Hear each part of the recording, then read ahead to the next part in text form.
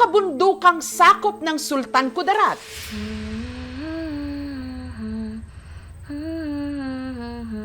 May tinig na madalas marinig, pumapailan lang at umaalingaw-ngaw sa hangin. Hum o ugong ng parang kanta na inaawit ng isang dalaga.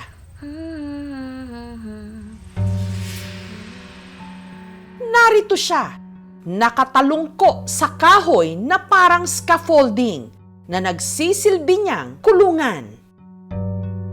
Ang babae, hubot-hubad, ikinadena na parang hayop. Kung tingnan natin, para talaga siyang unggoy kasi wala namang makalapit sa kanya.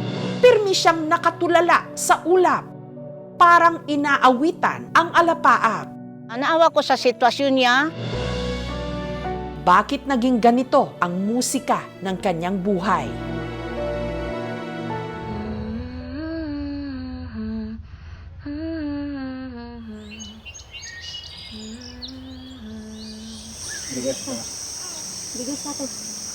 Ang babae, itago natin sa pangalang Jane, 22 anyos.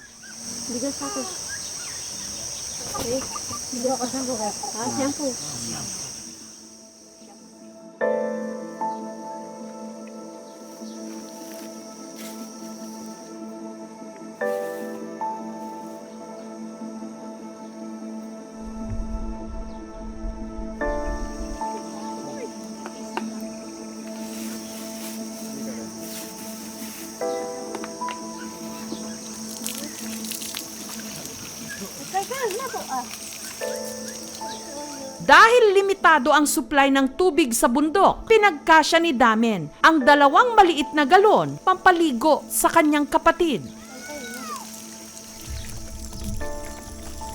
Ginapakaon ko siya tapos ginaliguan ko siya. Kung ano ang ginapangayo niya sa akin tapos ihatag ko dayon. Naawa kasi ako sa kanya. Alagaan naman. Masakit. Antusan ko din ni ngaya ko da makuha, mahagtay. Palangga ko abis siya tapos. 2 taon na raw nakakadena si Jane. Ang kadenang bakal halos bumaon na sa kanyang balat. Masakit para sa kanilang makita ang ganitong sitwasyon niya. Kung pwede nga lang daw maibalik ang mga araw na normal pa nila itong nakakasalamuha. Pero kapansin mo, kada siya kada bataw, kada ikaw ganda ito di ketiga na ito, bataw. Sa gifa ka nami, kaya kung dosa namin daw ko do lago kay fifian di tapos padigusan di kami do hadi di.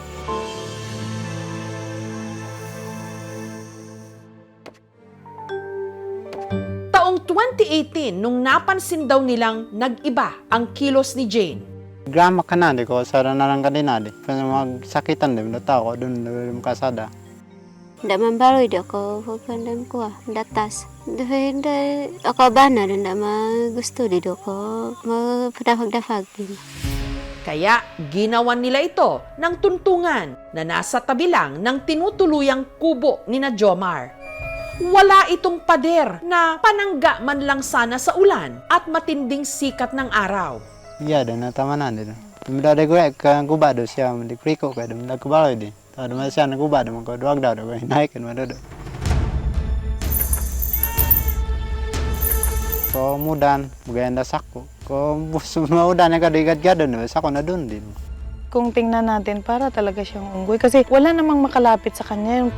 Kog sa kumasitanan di, grangan di, o kisin di.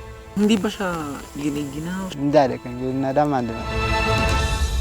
Masakit man sana pero wala naman kasi kami kasing magawa dahil mahirap lang kami. Ang mga magulang ng magkakapatid hindi nila kasama sa bundok. Narito sa barangay Lagubang sa kapareho ring bayan.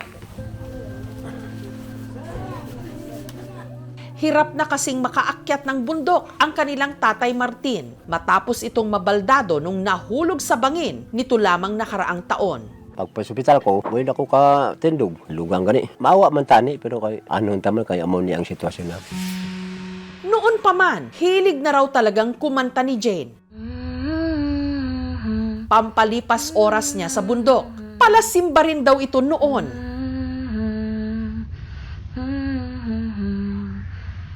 Katunayan, ang madalas nitong awitin, isa palang religious song. Yung kanta na yun, ang ibig sabihin, o namula, ang ibig sabihin, nung tumatawag ka sa Panginoon, parang humihingi siya ng tulong doon sa kanta. Malapit lang kasi yung bahay nila sa simbahan. Maririnig niya na sumisimba yung mga tao, tapos inuugoy-ugoy niya yung kanta.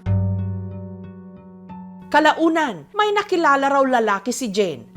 Hanggang siya'y nabuntis. May lalaki dito sa amon, nag-star upod nila. Pag abot na ko dito, nabatian ko, may nahimo na sila. Mga 3 kabulan, balang ko na nagbuntis na siya. Sa ikalimang buwan ng kanyang pagdadalang tao, si Jane, hiniwalayan ng kanyang nobyo. Kay kun ano ang himuon niya, kung ikon ko siya, mangakig, manglabo. Dada kada nakapansin do kada tagpud betul di sigo. Double de kada. Pati nga raw kanyang sarili, nakuha niyang saktan.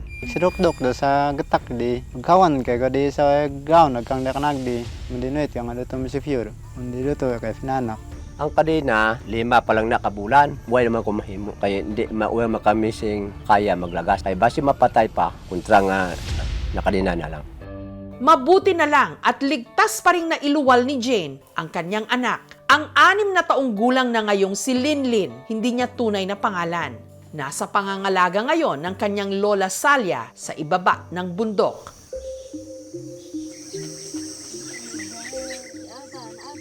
Sa mga bibihirang pagkakataon na kinakausap ni Jane ang kanyang mga kapatid, iisa raw ang kanyang binabanggit.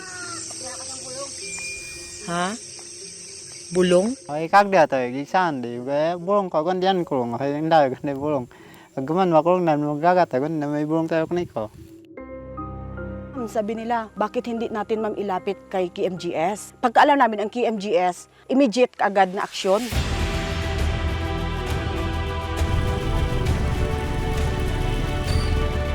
Sa tulong ng Rural Health Unit at ng Provincial Government ng Sultan Kudarat, ni-rescue si Jane.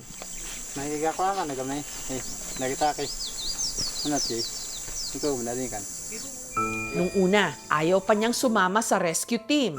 Wa, isasik af dako na, witan dako na, miko indakal mako. Magbalik ka mo. Wa jado. May lat ko do. Hinado. Sagwi ka. Ano ko? Oh, bang kada. Na. Pajama. Munot ka ha.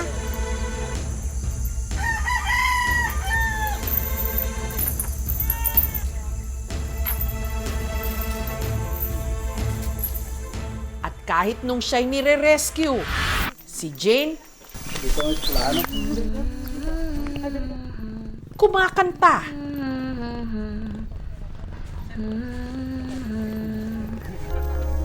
Makalipas ang mahigit 2 taong pagkakagapos, si Jane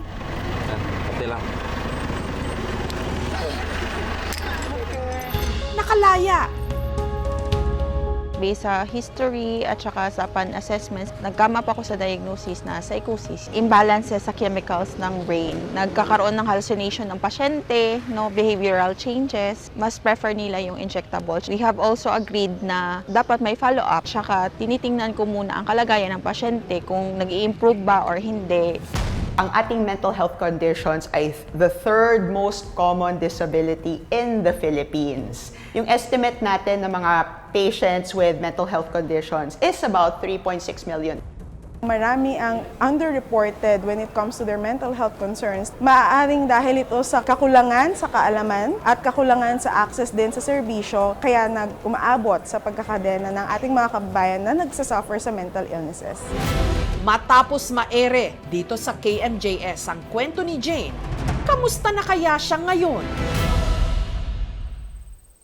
Makalipas ang 3 buwan na tuloy-tuloy na gamutan at konsultasyon sa doktor, unti-unti nang gumanda ang lagay ni Jane.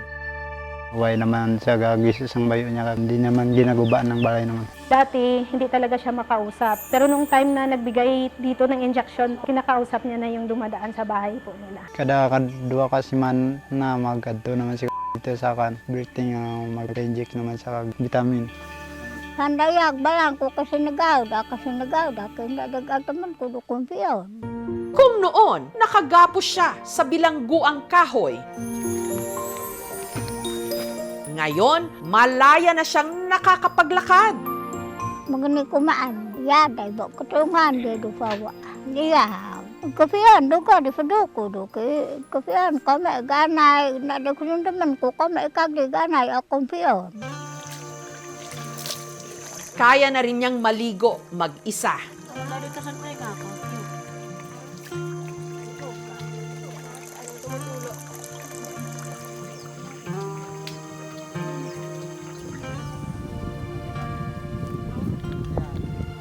Gagawin ko. Kaya ako nung ahak siya do falay ko, bulig magbubud.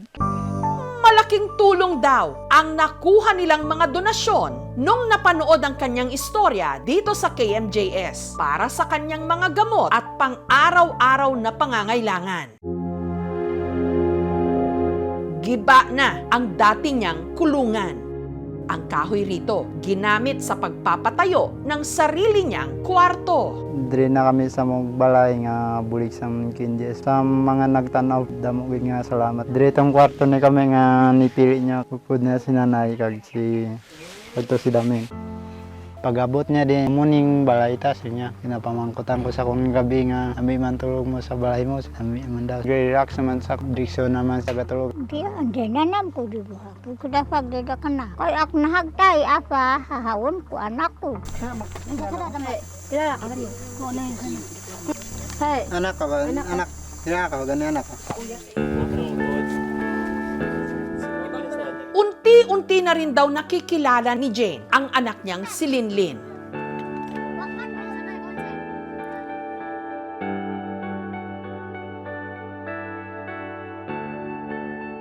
Dahil din sa ipinadalang tulong ng mga manonood, nakabili na rin sila ng second-hand na motorsiklo.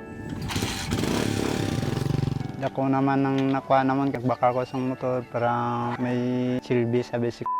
Ang peklat ng sugat dahil sa higpit ng pagkakabaon ng kadenang bakal sa kanyang paa. Mananatili na lang alaala ng madilim niyang kahapon. Basta continue lang po yung paggagamot sa kanya. Hopefully na makabalik siya sa community as a productive citizen. Salamat po sa pagdagsa ng mga tulong. Natubos na rin daw nila ang isinanlang lupa ng kanilang ama na kinailangan nilang gawin para sa panggamot noon kay Jane.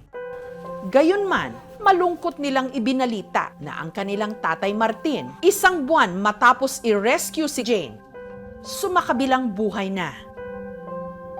Nagsiring naman siya nga patay naman si tatay. Nagsiring naman siya na naglagawang daw si tatay daw. Hadam akadiya kami ikapiyon ak nahagtay do ma di mapiyon de dumi ako kwak. Iga di nakadan po kagiid. Para hindi na sa sako matulog si Jane, niregaluhan siya ng aming team ng kutsyon at unan. Nag-abot din ang aming programa ng pambili ng gamot para sa tuloy-tuloy niyang medikasyon. Nagpasalamat po ako sa inyo, ma'am, sa pagtulong kayong mga binigay niyo po sa kanya. Masaya po kami, ma'am. Okay na po siya. Psychiatrists, we are about less than 500 in the entire Philippines. So I think naman it's very obvious na we lack facilities, we lack manpower when it comes to addressing yung mental health needs ng Philippines. We are empowering yung mga programs natin, lalo na the mental health gap action program ng WHO. We would want general hospitals to be equipped to be able to handle psychiatric cases. We also offer free services sa ating mga kababayan, and then medications are also free. Ako po'y nagpapasalamat na dahil sa inyo, nabigyan natin ng second chance itong ating kapatid na mabuhay ulit. Way pagid ko sa to nagpati nga may magbulig sa mon. Salamat sa man nagbulig sa mon kay maayo ang amon nga kinabuhi. Unti-unti na ngang nagbabago ang tono ng musika ng buhay ni Jane. Dahil po sa tulong ninyo, aming mga giliw na manunood, malaya na si Jane. Hindi lang sa pagkakakadena, pati na sa pagkakabilanggo ng kanyang isipan.